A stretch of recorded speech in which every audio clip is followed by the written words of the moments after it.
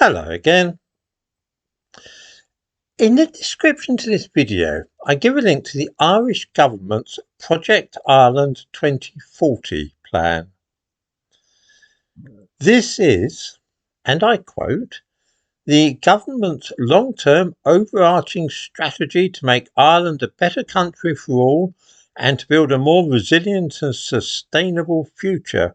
The strategy ensures the alignment of investment plans with the stated national strategic objectives for 2040 in a considered, cohesive and defined manner. Gosh, that all sounds very exciting, doesn't it? Hidden among the brain-numbing prose about sustainable this and renewable that, we find casual mention that by 2040 there will be approximately 1 million additional people living here in Ireland. Now, this will be achieved not by natural population growth. That would hardly increase the population of the country by 20% in less than 20 years, but rather by massive levels of immigration. Talking of this plan, Simon Coveney, Minister for Enterprise, Trade and Employment, said that the aim is to double the size of the cities outside Dublin, that is to say Cork, Limerick, Waterford and so on. Since this doubling is to be done by means of bringing immigrants into the country, this means that the official intention of the current Irish government is to ensure that Irish people will be minorities in their own cities within a few decades. Britain, of course, has for many years been sleepwalking into just such a situation. Because of the country's colonial past, we began accepting immigration from the Caribbean, Africa and South Asia after the end of the Second World War, and some people think that this is poetic justice for our colonial activities over the centuries. You might describe it as payback. This concept can hardly be applied to Ireland, though, which of course has never had any kind of empire of its own.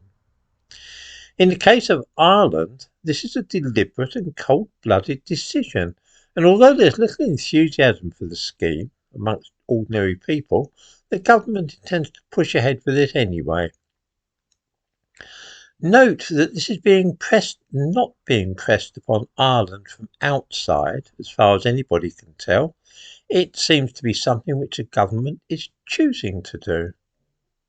Already the nature of the country is changing, and there are Irish champion runners and beauty queens whose families are from Nigeria, which is a bit odd. I mean, I used to knock around with a lot of Igbo guys at one time, including Colonel Ojukwu, the former leader of Biafra.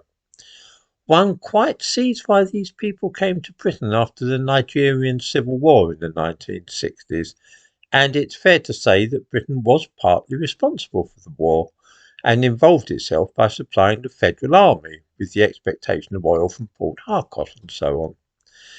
Ireland wasn't mixed up in this business though, and has had absolutely no historical links with Nigeria at all. So why should Miss Ireland have been from Nigeria? It does not seem to make any sense.